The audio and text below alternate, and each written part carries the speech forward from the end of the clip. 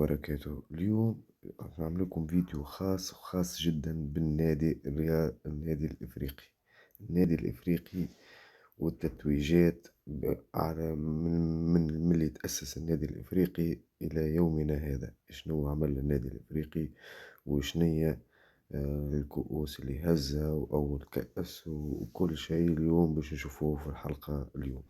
باهي، النادي الإفريقي كل التتويجات هذه في صفحة خونا طلال طزاني، هدايا هو صاحب الصفحة اللي هبط على النادي الإفريقي، محب للنادي الإفريقي. نشجعوه أخويا ويعطيه الصحة أخويا على الأخبار هذه كلها.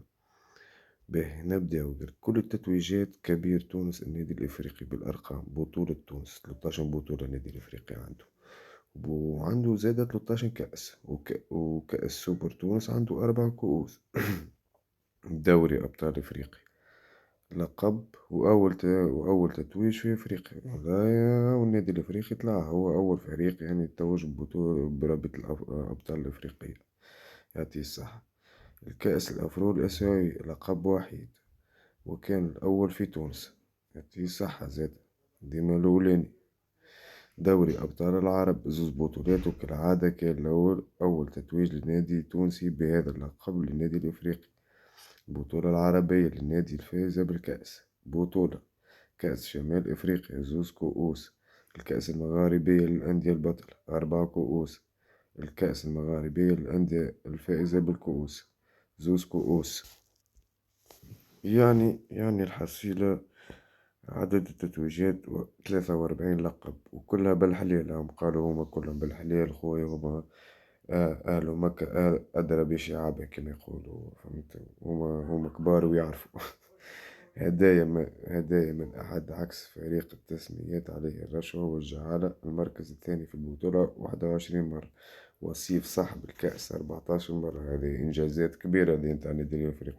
وصيف بطل الكأس المغربية مرتين، وصيف بطل أبطال العرب مرتين، وصيف بطل كأس الكؤوس الإفريقية مرتين، وصيف بطل كأس الاتحاد الإفريقي مرة.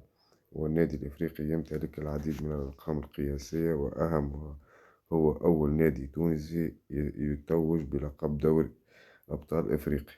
إيه، قالك أول نادي في تونس توج بما قلنا هذا. هو النادي الوحيد في تونس الذي حقق الرباعية، الفريق الوحيد الذي احتفظ بلقب كأس تونس ب4 مواسم متتالية من عام 1967 إلى 1970. به أكثر فريق تتويجا باللقب في اتحاد شمال أفريقيا، هو أول نادي تونسي يفوز بلقب دولي سنة 1971، وهو التتويج بكأس الكؤوس المغاربية، حامل الرقم القياسي في التتويج بكأس السوبر. والله النادي الإفريقي يطلع معلمة، ما كنتش نتصوره هكا خويا. النادي الإفريقي يحتل المرتبة 17 في الترتيب العالمي في أطول سلسلة دون هزائم في ميدانه، بحصيلة 56 بين 5 نوفمبر 2006 و15 ديسمبر 2010، وكانت كالآتي: 44 فوز و12 تعادل.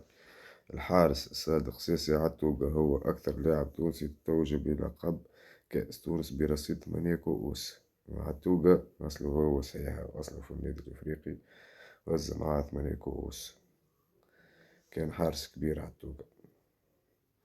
أيضا نفس الحارس صد إلى 3 ضربات جزاء في الديربي ضد الترجي في نهائي كأس تونس. 3 ضربات جزاء، اسمع التاريخ.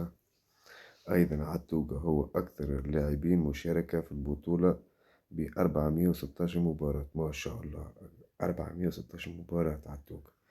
والمهاجم الهادي البياري هو الهداف التاريخي للنادي الإفريقي ب127 هدف، وصاحب الهدف الخامس في الديربي من 5 ماي 1985.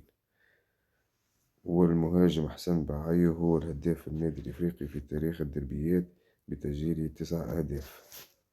باهي، ما تنسيوش اشتركوا معنا في القناة. عملت 2 فيديوهات الأولانيين بصراحة ما شفتش فيهم حتى تفاعل.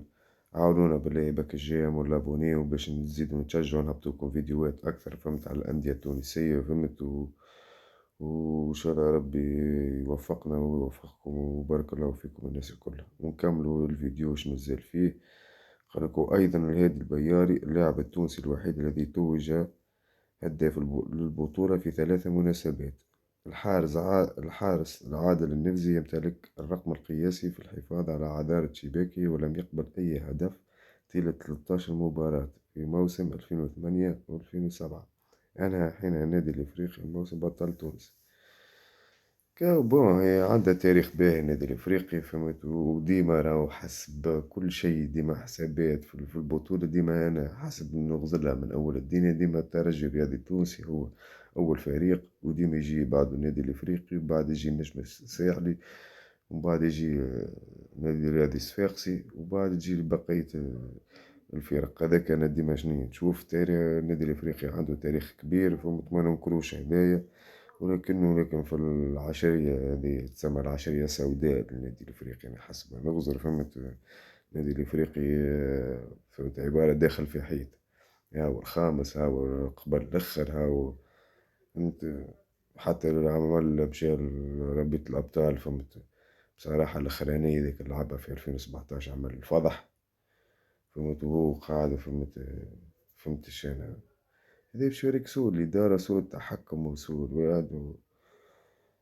وهذا كان فيديونا لليوم، فهمت، على النادي الإفريقي، فهمت. إن شاء الله يكون عجبكم الفيديو، وإن شاء الله تكون استفدتوا منه. ما تنساوش اعملوا الاشتراك والابوني، وما تنساوش تصليوا عني بيه في كومنتير و... والسلام عليكم ورحمة الله وبركاته.